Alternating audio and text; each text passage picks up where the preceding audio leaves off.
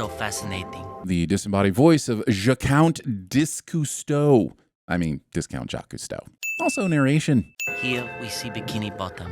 The existence of a bikini bottom implies the existence of a bikini top, and we never meet the boobs that live there. Wait. Teeming with life. Yet not seen, teeming. Yes, of course he lives in a pineapple, you silly. There's a pineapple at the bottom of the ocean. How did it get here? That is not the sound that comes out of an alarm clock. I'd suspend disbelief that this air horn is working underwater if the episode bothered to explain where this bell end was getting its horniness from. The inside of this pineapple is absurd. The interwebs say that the average pineapple is about 6 inches tall. Later, we'll see SpongeBob standing next to Sandy, who is presumably an adult squirrel. You cannot fit an adult squirrel in a hollow pineapple. Don't ask me how I know. All I'm saying is this pineapple is from Gallifrey. Who's a big yellow cube with holes? A cube has 6 identical square faces. SpongeBob has one face that the universe saw fit never to replicate. He is a cuboid. Button down the hatches, Mr. Squidward!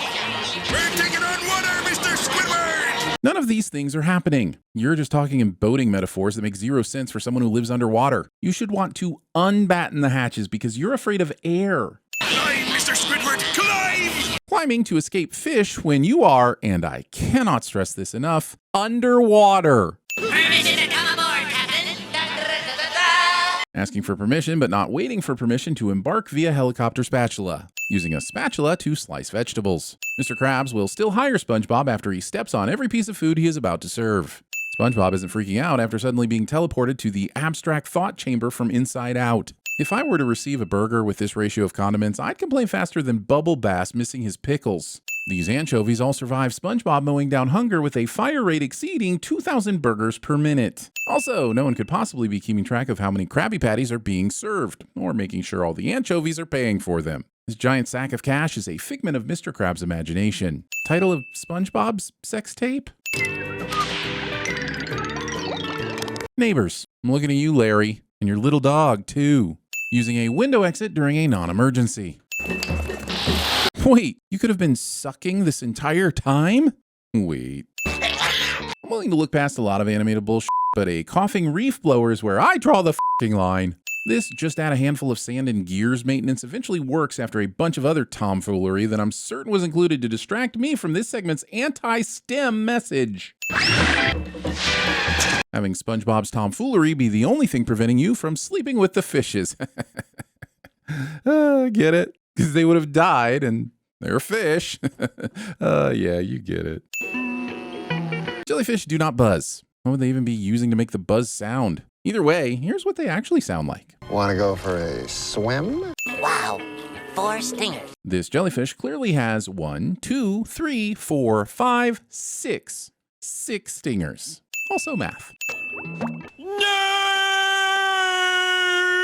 Here it is, land squirrel. For those of us that don't see biome, this is just a squirrel. That little squirrel is in trouble. She is not, you sexist pig. Also, am I expected to root for Sandy just because she goes on to become a beloved character? I've been given no evidence that proves she wasn't the aggressor. Also, wouldn't this move be considered helping? These guys love burrowing into the seabed. Come on, Sandy, if you're gonna pound the clam, you gotta know what you're doing, otherwise you can shuck right off. You're about as ugly as homemade soup. That's racist. What is that thing on your head? Well, that's my air helmet. Which, without an oxygen tank to be seen, is no doubt completely filled with CO2 by now. How about coming over tomorrow for tea and cookies then? Squirrels who have maps to their house from here, no matter where here is. Also, squirrels who disregard capitalization rules and whatever has been done to make A's look like upside down E's. Also, squirrels who have maps that send you on unnecessary penis-shaped routes. Don't be late. She never gave Bob a set time to come over. You want to go to the bottom of the ocean, that's your prerogative, Sandy, but I'm mostly sure that kidnapping a helpless, innocent butterfly and transporting it across ecosystems is a crime. That's how I like my air. I've got a damp, smelly scrub daddy in my kitchen that says sponges do not dry out this fast. I gotta get out of here! I like you, SpongeBob. I don't need water! The power of Bob Spongiosum. I don't need it! I don't need it! The thing I tell myself when I open a food delivery app and think about spending $30 on Taco Bell somehow makes it into the episode. I need it! The thing I tell myself when I inevitably place that order also makes it into the episode. You're all gonna like this. Ah! Experiencing the third dimension isn't the main topic of discussion when they rehydrate. If y'all needed water, you should have asked. Funny thing about that is, SpongeBob did ask. Water would be nice. She was content with letting him die. Sandy is a terrible host. I hope y'all like your tea strong. Regardless of strength, I hope they like breathing it. That is essentially what's going on here.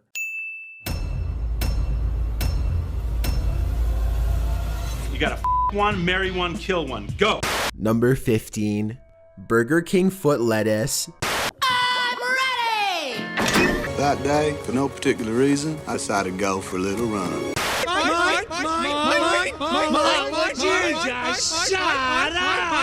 What would you like to order, Patrick? Tight squeeze, huh? Wow, 4 stingers. How's the peeping? Hey, you like karate too. Karate! Karate! Karate! Why, air's my middle name. The more air, the better. Can't get enough of that air. You keep using the word. I do not think it means what you think it means. There, that ought to do it. Yeah, you like that vodka going in, don't you?